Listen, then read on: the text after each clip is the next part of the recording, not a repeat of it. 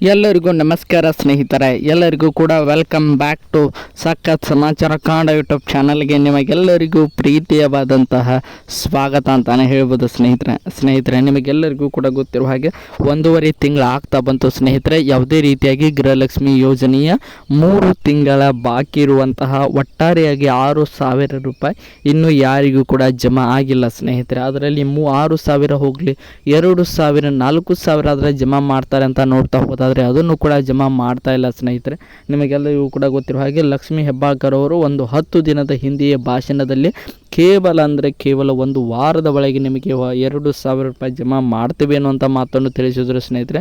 ಒಂದು ವಾರ ಆಗಿ 10 ದಿನ 12 ದಿನ ಆಗ್ತಾ ಬಂತು, ಆದರೆ ಇನ್ನೂ ಯಾವುದೇ ರೀತಿಯಾಗಿ ಗೃಹಲಕ್ಷ್ಮಿ ಯೋಜನೆಯ 19ನೇ ಕಂತಿನ ಹಣ ಆಗಿರ್ಬೋದು, 20ನೇ ಕಂತಿನ ಹಣ ಆಗಿರ್ಬೋದು, 21ನೇ ಕಂತಿನ ಹಣ ಆಗಿರ್ಬೋದು ಸ್ನೇಹಿತರೆ, ಒಟ್ಟಾರೆಯಾಗಿ 3 ತಿಂಗಳ ಅಂದರೆ 3 ಕಂತಿನ ಹಣ ಈಗ ಸದ್ಯಕ್ಕೆ ಬಾಕಿ ಉಳಿದುಕೊಂಡಿದೆ ಸ್ನೇಹಿತರೆ. ಅವು ಯಾವಾಗ ಜಮಾ ಆಗ್ತದೆ ಅನ್ನುವಂಥ ಒಂದು ಹೊಸ ಅಪ್ಡೇಟ್ ಈಗ ಸದ್ಯಕ್ಕೆ ಲಭ್ಯವಾಗ್ತಾ ಇದೆ ಸ್ನೇಹಿತರೆ. ಅದಕ್ಕೆ ಸಂಬಂಧಪಟ್ಟಂಥ ಒಂದು ಹೊಸ ಅಪ್ಡೇಟನ್ನು ಈ ಒಂದು ವಿಡಿಯೋದಲ್ಲಿ ನಿಮಗೆ ತಿಳಿಸ್ಕೊಡ್ತಾ ಹೋಗ್ತೇನೆ ಸ್ನೇಹಿತರೆ.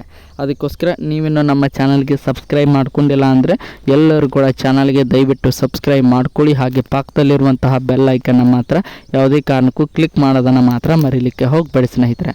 ಬನ್ನಿ ಸ್ನೇಹಿತರೆ, ವಿಡಿಯೋನ ಶುರು ಮಾಡೋಣ.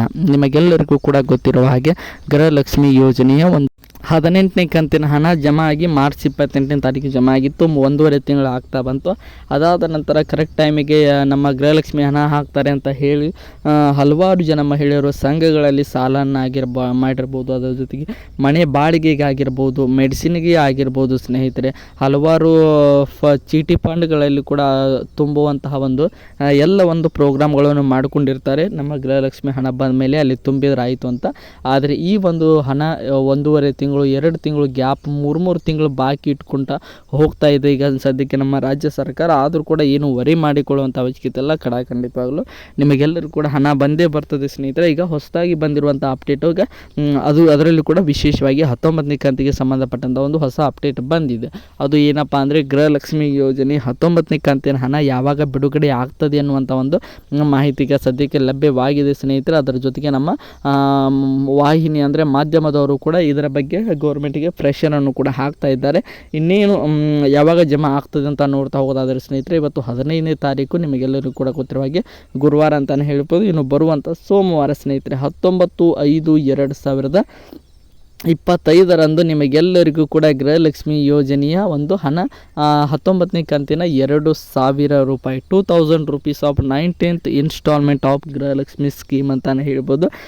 ಆ ಒಂದು ಹಣ ನಿಮಗೆಲ್ಲರಿಗೂ ಕೂಡ ಇದೇ ಬರುವಂಥ ಸೋಮವಾರದಂದು ನಿಮಗೆಲ್ಲರಿಗೂ ಕೂಡ ಜಮಾ ಆಗುವಂತಹ ಒಂದು ನಿರೀಕ್ಷೆ ಇದೆ ಸ್ನೇಹಿತರೆ. ಆಲ್ಮೋಸ್ಟ್ ಆಲ್ ಅವತ್ತೇ ಆಗುವಂಥ ಸಾಧ್ಯತೆ ಕೂಡ ಕಂಡು ಬರ್ತಾ ಇದೆ ಅಂತಲೇ ಹೇಳ್ಬೋದು. ಇದು 19ನೇ ಕಂತಿಗೆ ಸಂಬಂಧಪಟ್ಟಂಥ ಮಾಹಿತಿ ಅಂತಲೇ ಹೇಳ್ಬೋದು. ಅದರ ಜೊತೆಗೆ 20 ಮತ್ತು 21ನೇ ಕಂತು ಆಲ್ಮೋಸ್ಟ್ ಅಲ್ಲಿ ಇನ್ನು ಜೂನ್ನ ಮೊದಲ ವಾರಕ್ಕೆ ಮುಂದೂಡಿಕೆ ಆಗಿವೆ ಅಂತಲೇ ಹೇಳ್ಬೋದು. ನೋಡೋಣ 20 ಮತ್ತು 21ನೇ ಕಂತನ್ನು ಒಟ್ಟಿಗೆ ಜಮಾ ಮಾಡಲು ಪ್ಲ್ಯಾನನ್ನು ಮಾಡಿಕೊಂಡಿದ್ದಾರೆ. ಅದರ ಜೊತೆಗೆ 19ನೇ ಕಂತನ್ನು ಕೇವಲ 1 ಕಂತಿನ ಹಣವನ್ನು ಜಮಾ ಮಾಡಲು ಈಗ ಸದ್ಯಕ್ಕೆ ಪ್ಲ್ಯಾನ್ ಮಾಡಿಕೊಂಡಿದ್ದಾರೆ ಎನ್ನುವಂಥ ಮಾಹಿತಿ ಮಾತ್ರ ಈಗ ಸದ್ಯಕ್ಕೆ ಲಭ್ಯವಾಗಿದೆ. ನೋಡೋಣ 19ನೇ ಕಂತಿನ ಹಣ 19ನೇ ತಾರೀಕು ಬರುವಂಥ ಸಾಧ್ಯತೆ ಇದೆ. 20 ಮತ್ತು 21ನೇ ಕಂತಿನ ಹಣ ಜೂನ್ನ ಮೊದಲ ವಾರದಲ್ಲಿ ನಮಗೆಲ್ಲರಿಗೂ ಕೂಡ ನಿರೀಕ್ಷೆ ಇಟ್ಕೊಳ್ಬೋದು ಸ್ನೇಹಿತರೆ.